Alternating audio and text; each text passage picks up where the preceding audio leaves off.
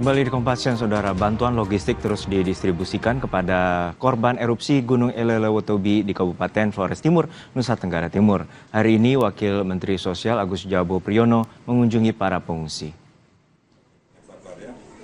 Kementerian Sosial bertemu dengan para pengungsi korban erupsi Gunung Elelewotobi yang ada di Desa Bokang, Desa Konga, dan Desa Lewolaga.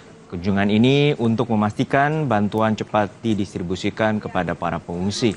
Selain itu, Kemensos akan mendirikan dapur umum di seluruh posko pengungsian untuk memastikan kebutuhan makan para pengungsi terpenuhi. Datang pertama ingin mengecek apakah para pengungsi ini kebutuhannya sudah terpenuhi atau belum. Sekaligus kami datang ke sini dari Kemensos ya, bantuan darurat berupa sembako, makan cepat saji. Kita juga membangun dapur umum ya. Di tiap titik pengungsian ini kita membangun dapur umum. Seperti apa kondisi di posko pengungsian dan rencana relokasi warga yang tinggal di rawan bahaya Gunung Elelewotobi? Sudah ada jurnalis Kompas TV, Citos Natun. Citos, untuk saat ini bagaimana kondisi sekitar 2.000 lebih pengungsi korban erupsi Gunung Elelewotobi di posko pengungsian?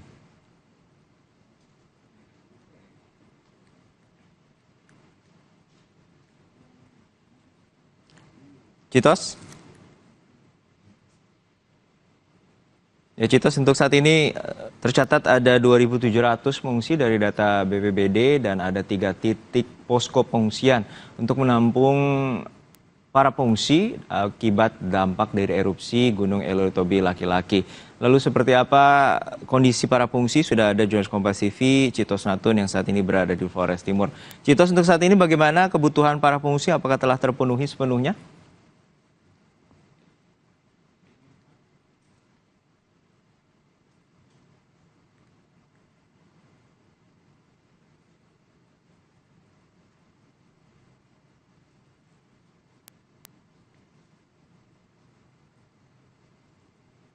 Ini adalah situasi di mana posko pengungsian telah didirikan dan tadi dari Kemensos juga telah memberikan sejumlah bantuan terutama pangan dan juga obat-obatan bagi para pengungsi. Dan saat ini tercatat ada 2.700 warga yang mengungsi akibat erupsi Gunung Elelewotobi pada hari Senin dini hari lalu.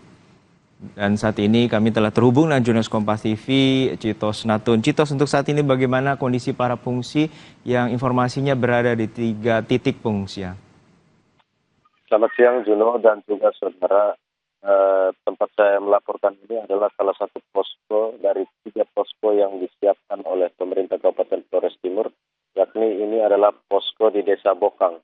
Dan di sini terdapat 600 pengungsi yang memang sejak hari pertama sudah berada di tempat ini, dan tadi pagi juga Wakil Menteri Sosial juga telah sampai ke posko ini dan langsung menyapa para pengungsi dan juga memberikan bantuan berupa kebutuhan-kebutuhan dasar bagi para pengungsi.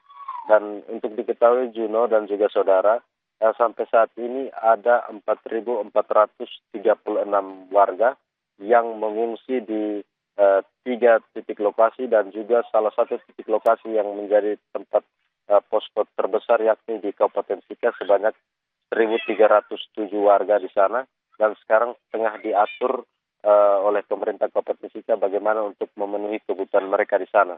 Dan sampai saat ini Juno dan juga saudara, pemerintah Kabupaten Flores Timur bekerjasama dengan pemerintah Provinsi NTT dan kementerian-kementerian terkait telah melakukan pendropingan bantuan.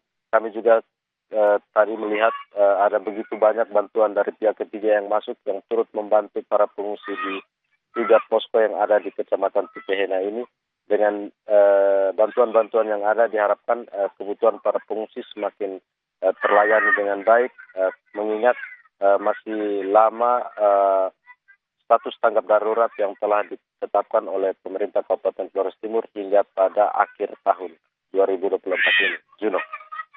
Ya, Citos, untuk saat ini juga kita ketahui bahwa ada sejumlah warga yang tinggal di lokasi di mana radius erupsi berbahaya dari Gunung Elolotobi. Lalu ada rencana untuk merelokasi. Seperti apa rencana dari pemerintah untuk merelokasi warga dan berapa jumlah warga yang telah terdata? Untuk relokasi sendiri, Juno, memang sejak kemarin Kepala BNPB telah mendatangi lokasi terdampak dan juga mengunjungi para pengungsi.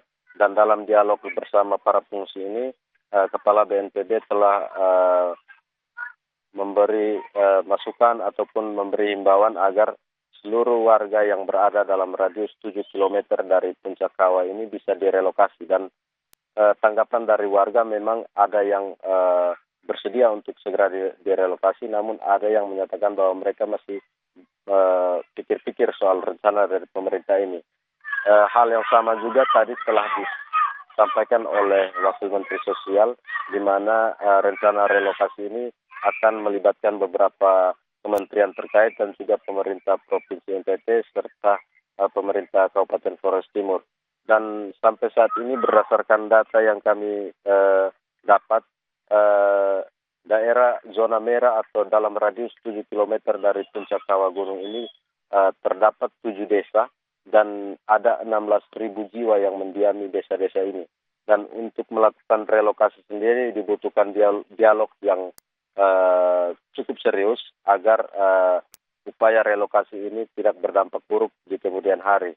Namun beberapa warga yang menyatakan setuju untuk relokasi, mereka meminta agar pemerintah bisa mencari lokasi-lokasi terdekat yang berada di luar radius 7 km sehingga untuk kebutuhan kebun dan juga pekerjaan mereka tidak terbengkelai ataupun tidak begitu jauh ketika mereka akan melakukan aktivitas seperti sedia kala. Juno. Baik, terima kasih atas laporan Anda, Jurnalis Kompas TV, Citos Natun dari Flores Timur, Nusa Tenggara Timur. Sesaat lagi, Saudara, hari ini Litbang Kompas merilis survei elektabilitas paslon Pilkada Sumut. Elektabilitas Bobi Nasution Surya meninggalkan Edi Rahmayadi, Hasan Basri Sagalat, dan tingkat popularitas kesukaan menjadi faktor penting yang memengaruhi.